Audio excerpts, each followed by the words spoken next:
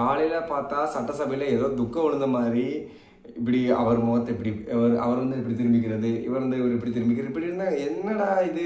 சரி, நான் 2 பேர் பார்த்து இவர் வரும்போது அவர் சிரிப்பார், அவர் இவர் சிரிப்பார், அப்படி பார்த்து சைன் போடுவாங்க அப்படிலாம் நினச்சேன். அப்படிலாம் எதுவுமே நடக்கல. என்னடா இது இப்படி கசப்பாக போகுமா அப்படின்னு நினச்சேன். ஆனால் அது எதுவுமே இல்லாத மாதிரி விஜய் சார் போட்டு உடச்சிட்டாரு. Great sir Vijay sir. இது வந்து நம்ம வந்து எப்படி சொல்ல, ஒரு ஹார்ட் ஃபுல்லாக ஒரு டேங்க் பண்ணி தான் ஆகணும் அவருக்கு. ஏன்னா இது வந்து அண்ணா பண்ணியிருக்காரு. பெரியாரை போய் பார்ப்பாரு, காமராஜரை போய் பார்த்தாருன்னு நம்ம வரலாறில் படிச்சிருக்கோம். அதாவது அண்ணா ஜெயிச்சதுக்கப்புறம் பெரியாரை போய் பார்த்தாரு, காமராஜர் சாரை போய் பார்த்தாரு, இப்படிலாம் இந்த மாதிரி தலைவர்களை போய் பார்த்தாரு அப்படின்னு நம்ம வரலாறில் படிச்சிருக்கோம். அன்னைக்கு அண்ணா பண்ணார், இன்றைக்கி அதே அண்ணா தான் பண்ணியிருக்காரு. நம்ம அண்ணா இப்போ பண்ணியிருக்காரு. Great Vijay sir. போய் மாண்புமிகு தமிழக முதல்வர் என்ன பண்ணியிருக்காரு, ஃபஸ்ட்டு போய் ஸ்டாலின் சாரை பார்த்து வாழ்த்து பெற்று அதெல்லாம் பண்ணிட்டாரு. ஒரு பொன்னாடை பொறுத்து ஒரு செம்மையாக இருந்துச்சு. அந்த பார்க்கவே சார் இதெல்லாம் மாட தமிழ்நாட்டில் நடக்க மாட்டேன். ஏன்னா இவங்க 2 பேரும் பிரச்சாரம் பண்ண விதம் அப்படி தீய சக்தி அப்போல்லாம் சொன்னோம். அது எல்லாத்தையும் ஓரம் கட்டிட்டு அவருக்கு ரெஸ்பெக்ட் பண்ணணும் அப்படின்னு போய் பண்ணார் பாரு, வேறு லெவல் சார் அப்படின்னோம்.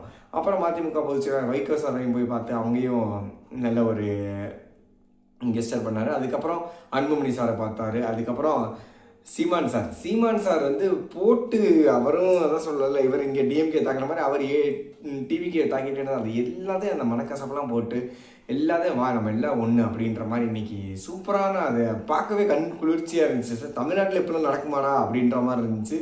நான் நடத்தி காட்டுறேன் அப்படின்னு அண்ணா செஞ்சுருக்காரு. வேறு லெவல்னா இது வந்து கண்டிப்பாக இந்த மாதிரி ஒரு அரசியல் நாகரிகம் எல்லாருக்குமே தெரிஞ்சிருக்கணும். அண்ணனுக்கு வந்து ஒரு ஃபஸ்ட்டு அரசியல்லே இதெல்லாம் தெரிகிறது அவ்வளோ ஈஸி கிடையாது. ஃபஸ்ட்டு அரசியலே தெரிஞ்சிருக்கு. கண்டிப்பாக இது யார் சொல்லிக் கொடுத்தாங்கன்னு தெரியல, அவரோட ஓன் ஐடியானாலும் சூப்பர். கண்டிப்பாக யார் சொல்லிக் கொடுத்து செஞ்சாலும் அதுவும் நல்ல விஷயம்தான். சொன்னத விஷயத்தை கேட்குறதுக்குன்னு ஒரு மனசு வேணும்.